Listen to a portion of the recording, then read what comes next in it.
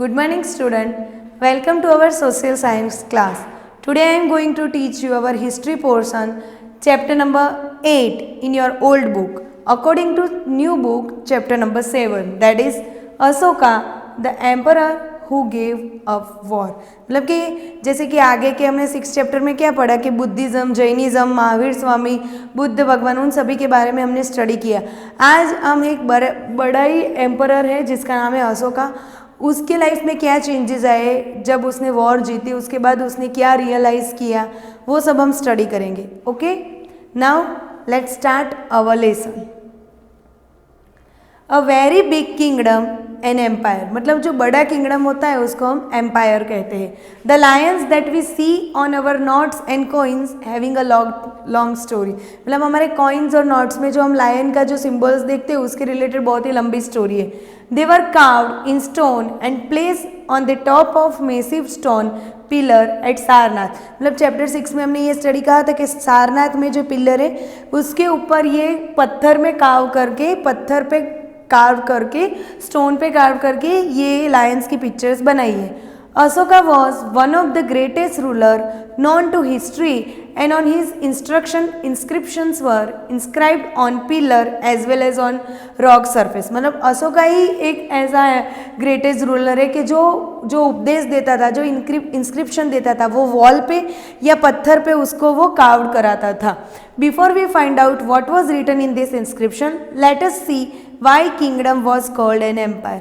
मतलब कि पहले अगर हम ये पढ़ेंगे कि वो इंस्क्रिप्शन में क्या क्या लिखता था, उससे पहले किंगडम को एम्पायर क्यों कहते हैं उसके बारे में हम स्टडी करेंगे. Okay, the empire that Ashoka ruled was founded by his grandfather Chandragupta Maurya more than 2300 years ago. मतलब कि जो एम्पायर है उसको रूल कराने के लिए उसके जो ग्रैंडफादर थे उन्होंने ये फाइंड आउट किए थे. उसके ग्रैंडफादर कौन थे?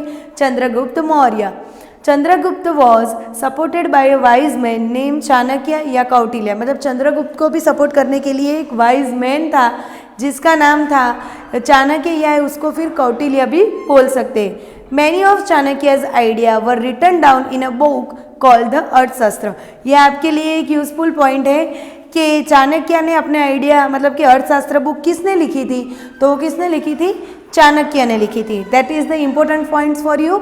विच के अर्थ हु रिटन अर्थशास्त्र बुक, तो चाणक्यस, या फिर उसको कौटिल्य भी बोल सकते हैं. अब ये है डेस्टिनी. डेंसिटी मीन्स क्या, किसको वर्ड को कहते हैं? जैसे when a member of same family become rulers one after another, मतलब सेम ही फैमिली के मेंबर बारी बारी से वही किंगडम पे, वही एम्पायर पे रूल कर रहे हो, शासन कर रहे हो, तो उसको डायनेस्टी कहते हैं. जैसे कि अशोका है तो अशोका, तो चंद्रगुप्त मौर्य, तो उनके बेटे का नाम क्या था? बिंदुसार, और बिंदुसार के बेटे का नाम अशोका. मतलब बारी बारी सेम ही फैमिली के मेंबर सेम ही एम्पायर या किंगडम पे अपना रूल कर रहे हो, शासन कर रहे हो, तो उसको कहते हैं dynasty. Okay, this is also the important topic and also the MCQ based question कि what is the meaning of dynasty. तो when a members of the same family become rulers one after another the family. फिर the place where inscription of Ashoka have been found mark with red dots. मतलब यहाँ पे आप map में ये जो red dots दिख रहे हो वो जगह है जहाँ पे अशोका ने अपनी डिस्क्रिप्शंस लिखवाई थी. Name the countries where Ashoka description have found. तो आप ये देखिए, आपका ये जो क्वेश्चन होगा उसका आंसर आपको मिल जाएगा कि यहाँ पे मैप में जो रेड डॉट किए हुए पोर्शन है वो जो जगह पे अशोका ने अपनी इंस्क्रिप्शन स्टोन पे कार्व की थी. Okay, there were several cities in the empire. These included the capital Patliputra, Takshashila and Ujjain. Takshashila was a gateway of the northwest, including Central Asia, while Ujjain lie on the route from north to south India. मतलब कि जो ये पाटलिपुत्रा उज्जैन है वो central Asia में, और जो उज्जैन है वो नॉर्थ टू साउथ इंडिया में. मतलब कि कौन सा पार्ट कौन सी जगह पे है वो यहाँ पे आपको बोला गया है. Merchants, officials and caste persons probably live in this cities. मतलब मर्चेंट्स होते हैं, जो ऑफिशियल पर्सन होते हैं, जो गवर्नमेंट से अपॉइंटेड होते हैं, वो सभी लोग इन सिटी में रहते हैं. In other areas there were villages of farmers and herders, मतलब कि जो बड़े बड़े सिटीज़ होते हैं उसमें मर्चेंट्स, ऑफिशियल और कार्ड पर्सन रहते हैं, और जो गांव होते हैं उसमें ज़्यादातर फार्मर्स और हर्डर्स रहते हैं. You also know the meaning of herders. You know what is the meaning of herders? हाँ, वो लोग जो बिजनेस में एनिमल्स रिलेटेड वर्क करते हो, एनिमल हस्बेंड्री बोलते हैं ना उसको हम हर्डर्स कहते हैं. In some area such as central India there were forest where people gathered forest and produce and hunted animals for food. People in different part of the empire spoke different language, मतलब कि different empire होते हैं, एक ही empire होते हैं उसमें बहुत सारे लोग रहते हैं डिफरेंट सिटीज़ के, तो उनकी लैंग्वेज भी डिफरेंट होती है. तो they probably ate a different kind of food and wore a different kind of cloth as well as, मतलब कि वो अलग अलग लैंग्वेज तो बोलते हैं, साथ ही में अलग अलग तरीके का पहनावा भी पहनते हैं और अलग तरीके के फूड्स भी ईट करते हैं. How are empires different from kingdoms? ये हमारा नया टॉपिक है कि एम्पायर्स किंगडम से कैसे डिफरेंट है.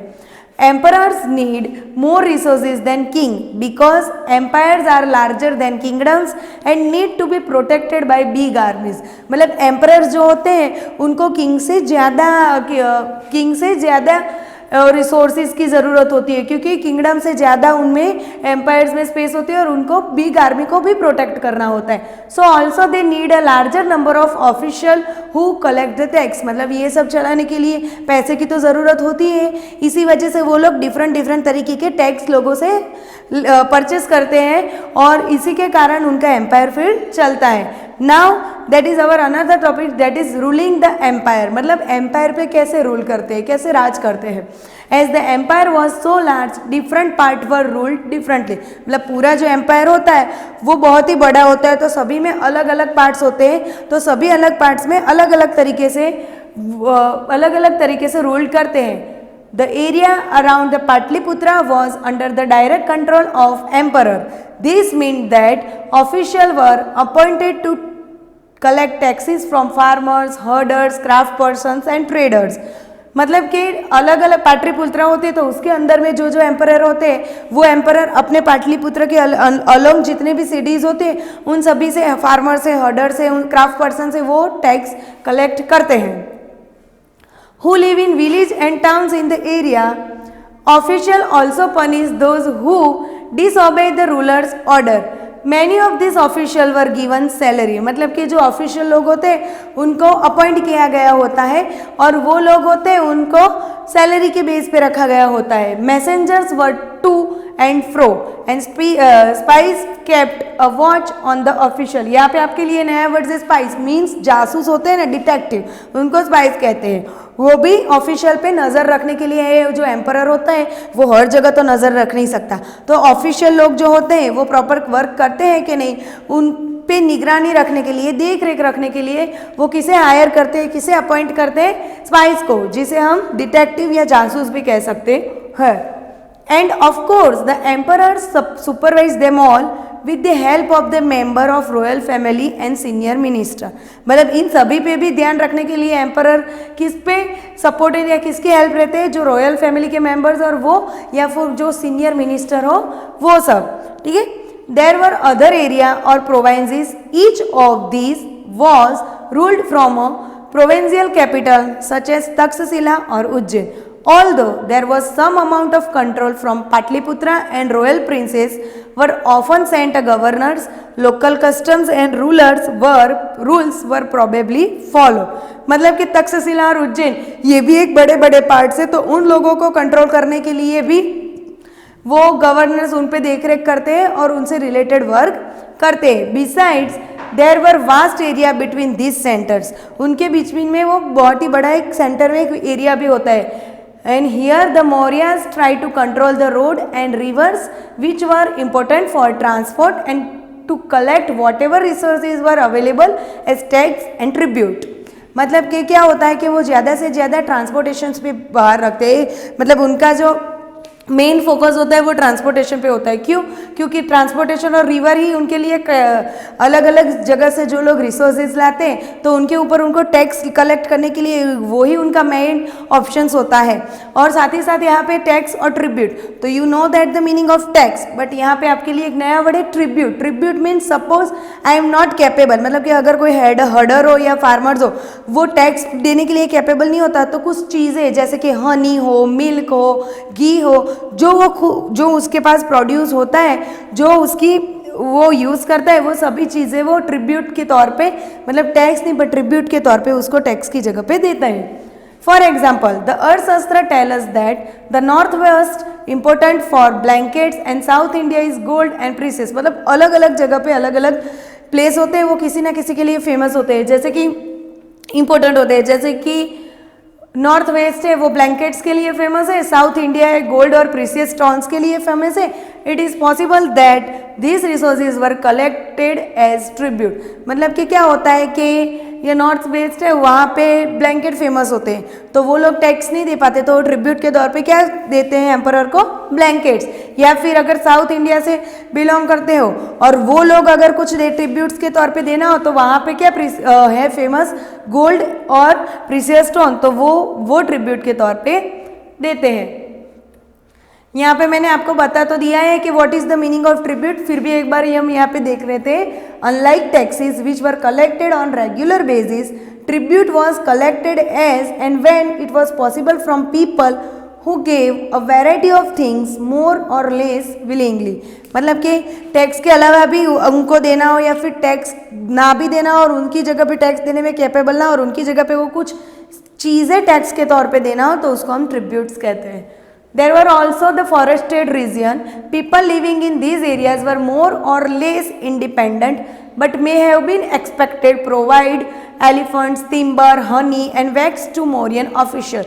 मतलब जो यहाँ पे फॉरेस्ट के लोग होते हैं वो तो वैसे तो फ्रीली होते हैं, बट उनको भी मौर्यंस के जो ऑफिशियल होते हैं उनको भी कुछ ना कुछ देना पड़ता है। तो वो तो फॉरेस्ट में रहते हैं, तो वहाँ पे एलिफेंट्स हो, टिम्बर का जो ट्री आता है वो, या फिर हनी या फिर वैक्स टू वैक्स, वो सब उनको मौर्यंस को देना पड़ता है। नाउ हमारा ये जो टॉपिक है जिस पे हम लेसन ही पूरा डिपेंडेड है, that is Ashoka a unique ruler. मतलब अशोका है वो एम्परर है, उसको क्यों यूनिक बोला गया है? The most famous Mauryan ruler was Ashoka. He was the first ruler who tried to take this message to the people through the inscriptions, and most of Ashoka's inscriptions were in Prakrit and were written in Brahmi script। मतलब कि जो अशोका है वो एक famous world का एक famous ruler है और उन्होंने वो जो भी मैसेज देता है वो स्टोन पे कर्व करके इंस्क्रिप्शन के तौर पे देता है, और वो जो इंस्क्रिप्शन होती है वो प्राकृत लैंग्वेज में, और कौन सी लिपि में देता है? ब्राह्मी स्क्रिप्ट। जैसे कि हिंदी है वो देवनागरी स्क्रिप्ट में लिखा जाता है, उसी तरह प्राकृत ऐसी है ब्राह्मी स्क्रिप्ट में लिखा जाता है। अब अशोका वॉर इन कलिंगा, मतलब कि कलिंगा में उसने वॉर तो मतलब कलिंगा उसने जीत तो लिया, फिर उसने क्या डिसाइड किया और फिर उसने अपनी पूरी लाइफ किस पे कन्वर्ट कर दी, वो सब इस टॉपिक में हम स्टडी करेंगे। Okay, let's start. Kalinga is the initial name of coastal Orissa. Ashoka fought a war to conquer Kalinga। मतलब अशोका वॉर लगा, मतलब कि वॉर करता है और वो कॉन्क्यूर कलिंगा मतलब कलिंगा को जीत लेता है। He was so horrified when he saw the violence and bloodshed that he decided not to fight any more wars. He is only the king, the history of the world, who gave up the conquest after winning a war. मतलब ये कलिंगा तो वो जीत लेता है, पर वो देखता है कि बहुत ही ज़्यादा वायलेंस हो गया है, बहुत ही ब्लड शेड, मतलब बहुत ही लोगों का खून बहा होता है। तो ये जीतने के बाद भी वो डिसाइड करता है कि आज के बाद मैं कभी ना वॉर करूँगा, और वो वहाँ से अपनी वॉर करना छोड़ देता है और वो अपनी लाइफ बुद्धिज़्म में कन्वर्ट कर देता है, क्योंकि वो बहुत ही ज़्यादा बुद्धिस्ट से बहुत ही ज़्यादा इंस्पायर होता है उसकी बातों से। जैसे कि बुद्धिज़्म ने किस बारे में डिस्क्राइब किया था, what is the meaning of true life, मतलब ट्रू लाइफ जीने का क्या मीनिंग है, उनका जो ये सब इंस्क्रिप्शन था उसके ऊपर अशोका उससे इंस्पायर हो गए थे। तो उन्होंने ये वॉर वगैरह छोड़ दिया और उन्होंने वो बुद्धिज़्म में फिर कन्वर्ट हो गए, मतलब बुद्धिज़्म उन्होंने अप्लाई कर लिया। अब व्हाट वाज अशोका धम्मा, धम्मा मतलब कि धर्म, धर्म को मतलब कि वो क्या सोचते थे कि ये जो भी कुछ है वो हमारा धर्म है, ना कि फोर्सफुली करना है। तो उसके बारे में भी हम डीपली पढ़ लेते हैं कि Ashoka's dhamma did not involve the worship of God और परफॉर्मेंस ऑफ अ सैक्रिफाइस। मतलब ये वो कहना चाहते थे कि जैसे कि हमारे यहाँ पे है, अगर शादी हो, बच्चे की बॉर्न हो या कुछ ना कुछ हो तो हम यज्ञ वगैरह या कुछ ना कुछ करवाते थे। तो ये अशोका सोचते थे कि ये सब करने की कोई ज़रूरत नहीं है। अगर आपको कुछ करना है तो आप अपने जो स्लेव्स है, मतलब नौकर है, आपसे जो नीचे लोग हैं, जो लोग गरीब हैं, उनके लिए कुछ अच्छा सोचो, उनके लिए कुछ अच्छा करो, वो ही बेटर है। तो यहाँ पे ये वही कह रहे हैं इस टॉपिक में कि he felt that just as a father tries to teach his children. मतलब उनके लिए धमा क्या है कि कुछ सेक्रीफाइस करना या गॉड को परफॉर्म या फिर गॉड वर्शिप ऑफ गॉड या परफॉर्म ऑफ सेक्रीफाइस, मतलब गॉड की ज़्यादा पूजा करना और वर्शिप करना, ये सब उनके लिए ज़रूरी नहीं है। उनके लिए ये ज़रूरी है, धमा मीन्स जैसे फादर अपने बच्चे को कुछ नया सिखाते हैं। He was also inspired by the teaching of Buddha. मतलब चैप्टर 6 में हम बुद्धिज्म के बारे में पढ़ा तो वो उनसे ज़्यादा इंस्पायर्ड हुए थे। There were a number of problems that troubled him. People in the empire follow a different religions and this sometimes led to conflict. मतलब ऐसे बहुत सारे प्रॉब्लम थे जिनसे उनको वो ट्रबल हो रहा था, क्योंकि अलग अलग कास्ट के लोग रहते तो ऑब्वियसली अलग अलग रिलीजियन को भी वो फॉलो करते होंगे, तो वो उनके लिए बहुत ही कॉम्प्लिकेटेड था। Animals were sacrificed, slaves and servants were ill treated. मतलब क्या करते थे लोग, एनिमल्स को अच्छे से ट्रीट नहीं करते थे और जो स्लेव्स और सर्वेंट है उनसे बहुत ही गंदे तरीके से बात करते थे। There were quarrels in families and among the neighbours. Ashoka felt it was his duty to solve this problem. अगर फैमिली मेम्बर्स या फैमिली में कुछ झगड़ा वगैरह हो तो वो सोचते थे कि ये मेरी ड्यूटी है कि मुझे ये प्रॉब्लम सॉल्व करना चाहिए। So he appointed the official known as the dhamma Mahatma who went from the place to place teaching the people about the Dhamma. Besides, Ashoka got his messages inscribed on rocks and pillar and instructing his official to read his message to those who could not read it themselves. मतलब कि उनको ये पता था कि ये सब solve करना मेरी ड्यूटी है, तो उन्हें धम्मा महात्मा को ऑफिशियली अपॉइंट किया कि आप एक एक जगह पे जाके सब लोगों को मैं जो कहना चाहता हूँ कि what is the proper meaning of dhamma and how it is useful to in your life, तो वो सब आप लोगों को समझाओ। और साथ ही साथ वो जो इंस्क्रिप्शन थे वो पिलर्स या स्टोन पे कार्व करके जो मैसेज देना चाहते थे वो देते थे। और धम्मा को जिन्होंने उन्हें ऑफिशियली अपॉइंट किया था उसको भी बोलते थे कि आप रीड करो, जो लोग ये पढ़ नहीं सकते उनको आप रीड करके ये मेरा मैसेज पर्टिकुलर लोगों तक पहुंचाओ। Ashoka also sent a messenger to spread ideas about the Dhamma to other lands such as Syria, Egypt, Greece and Sri Lanka. He built roads, मतलब कि ये सब तो इसने किया अपने खुद की जगह पे नहीं, पर बहुत ही और कंट्री में भी ये सब उसका मैसेज का स्प्रेडिंग किया। बट उसके साथ साथ और क्या किया उन्होंने कि he built roads, dug wells and built rest houses. Beside he arrange for a medical treatment for both human beings and animals. साथ ही साथ उन्होंने ह्यूमन बींग्स और एनिमल्स के साथ एनिमल के लिए मेडिकल ट्रीटमेंट का भी अरेंजमेंट किया।